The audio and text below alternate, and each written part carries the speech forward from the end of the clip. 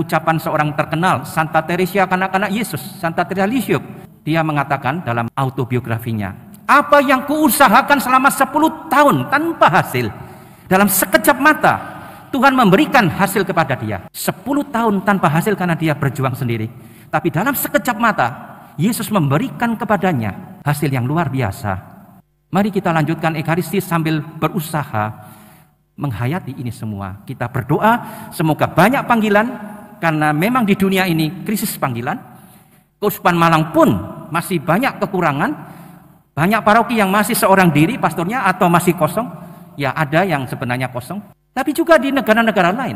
Semoga panggilan berkembang. Mereka yang dipilih dan dipanggil berani menjawab.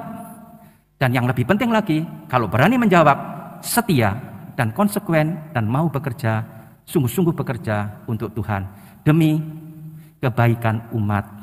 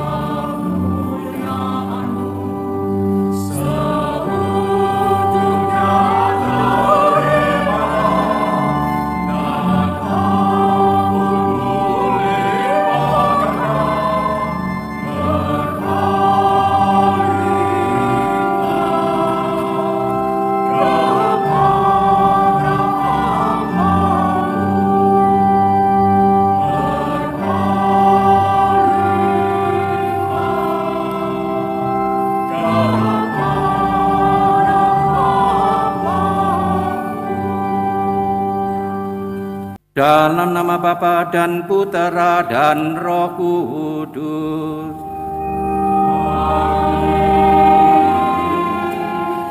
Damai bagimu bersama rohmu. Saudara-saudari yang terkasih dalam Kristus, selamat pagi. Hari ini hari Minggu biasa kelima. Dan kita akan diajak oleh gereja untuk merenungkan misteri panggilan. Panggilan untuk bekerja di ladang Tuhan. Entah sebagai imam, sebagai biarawan-biarawati, atau sebagai petugas-petugas gereja lain. Tuhan ingin melibatkan kita dalam karya penyelamatan umat manusia. Mari kita persiapkan hati untuk merayakan Ekaristi pagi ini dengan menyadari bahwa kita orang berdosa. Seperti Nabi Yesaya dan Rasul Petrus merasa diri berdosa di hadapan kemuliaan Tuhan. Mari kita pada Ekaristi ini yang akan menghadap Tuhan yang maha mulia merasa diri berdosa. Dan dengan rendah hati mari kita mohon ampun. Saudara-saudari yang terkasih dalam Kristus, dalam rangka menyelamatkan umat manusia,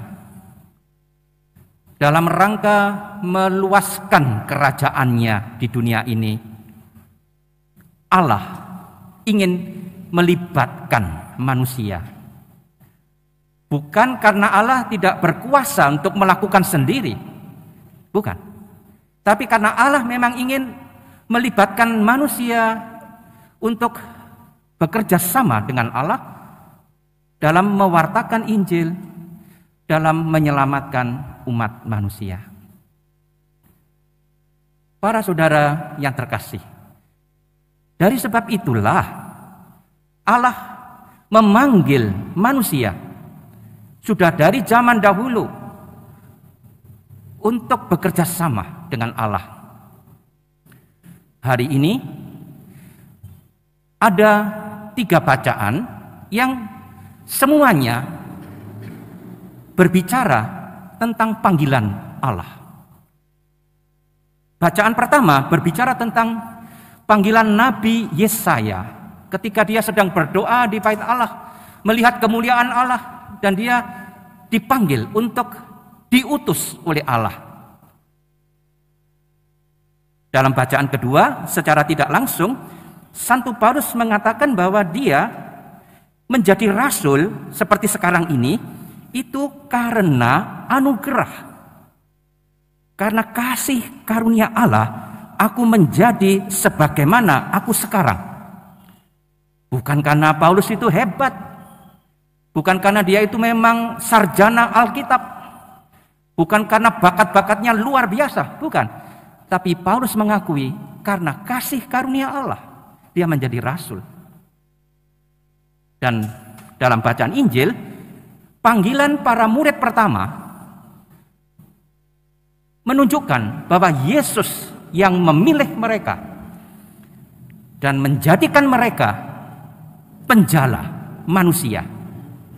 Yesuslah yang mengubah pekerjaan dan masa depan Simon Petrus dengan saudara dan teman-temannya dari seorang nelayan menjadi penjala manusia. Inilah hal pertama yang dapat kita simpulkan dari bacaan-bacaan hari ini.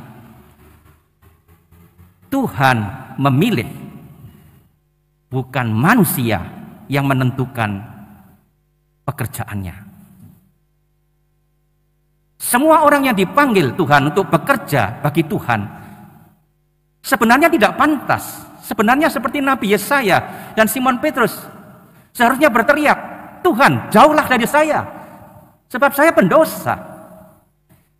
Siapa yang pantas? Kalau dilihat soal pantas tidaknya, siapa yang pantas untuk menjadi hamba Tuhan? Tidak ada. Tapi Tuhan karena belas kasihannya, karena kasih karunia-Nya memilih manusia untuk bekerja bersama Tuhan.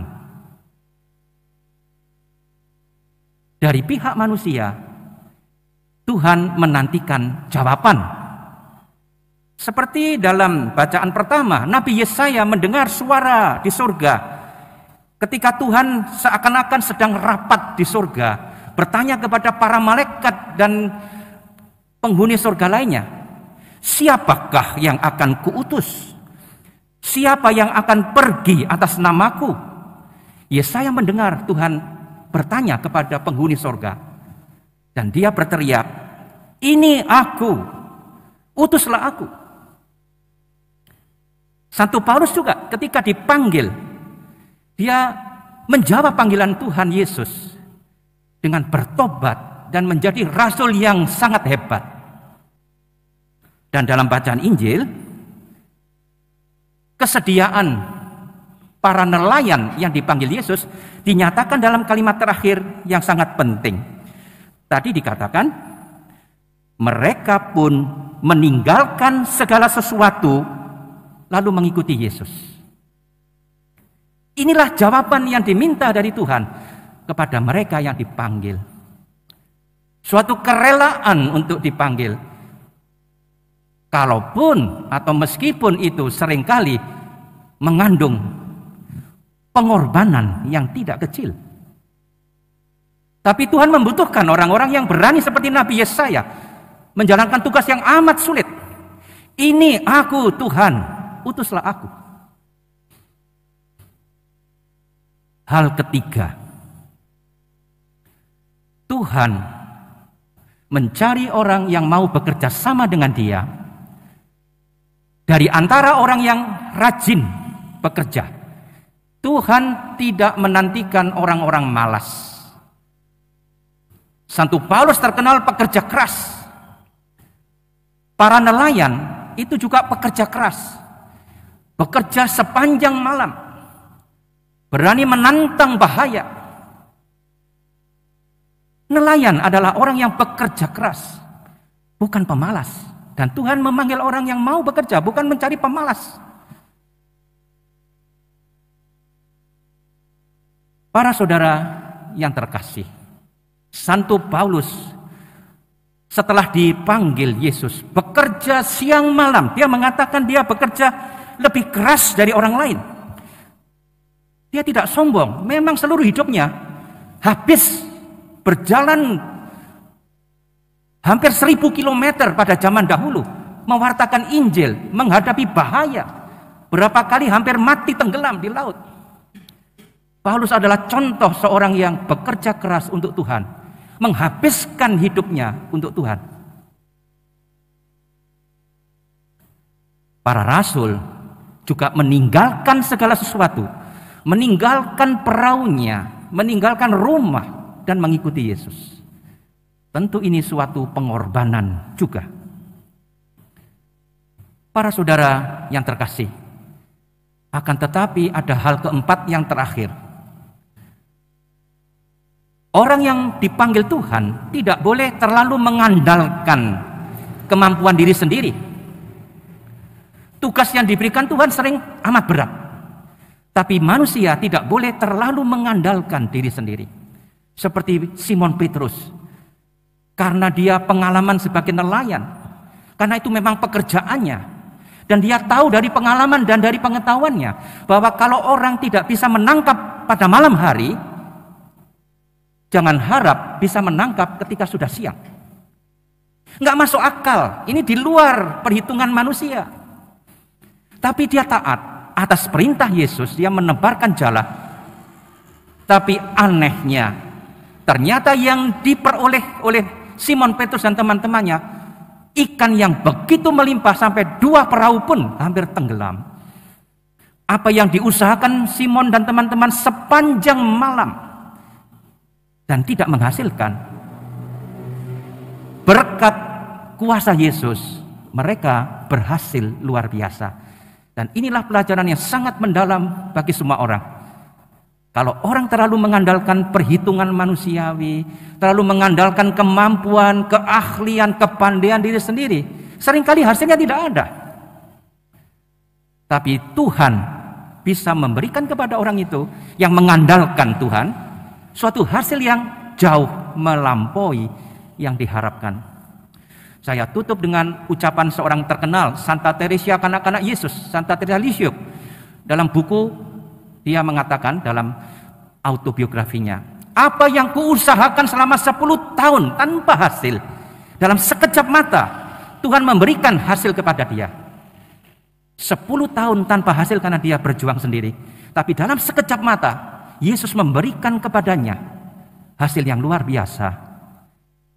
Mari kita lanjutkan Ekaristi sambil berusaha menghayati ini semua. Kita berdoa semoga banyak panggilan, karena memang di dunia ini krisis panggilan. Keuskupan Malang pun masih banyak kekurangan. Banyak paroki yang masih seorang diri pastornya atau masih kosong. Ya ada yang sebenarnya kosong. Tapi juga di negara-negara lain. Semoga panggilan berkembang. Dan mereka yang dipilih dan dipanggil berani menjawab. Dan yang lebih penting lagi, kalau berani menjawab, setia dan konsekuen dan mau bekerja, sungguh-sungguh bekerja untuk Tuhan demi kebaikan umat. Marilah mewartakan misteri iman kita.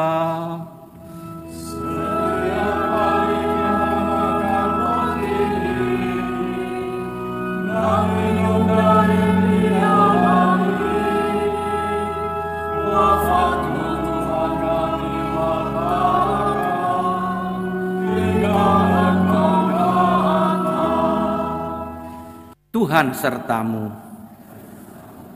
Semoga Allah yang Maha Kuasa memberkati saudara, Bapa dan Putra dan Roh Kudus. Saudara-saudari, pergilah, misa sudah selesai.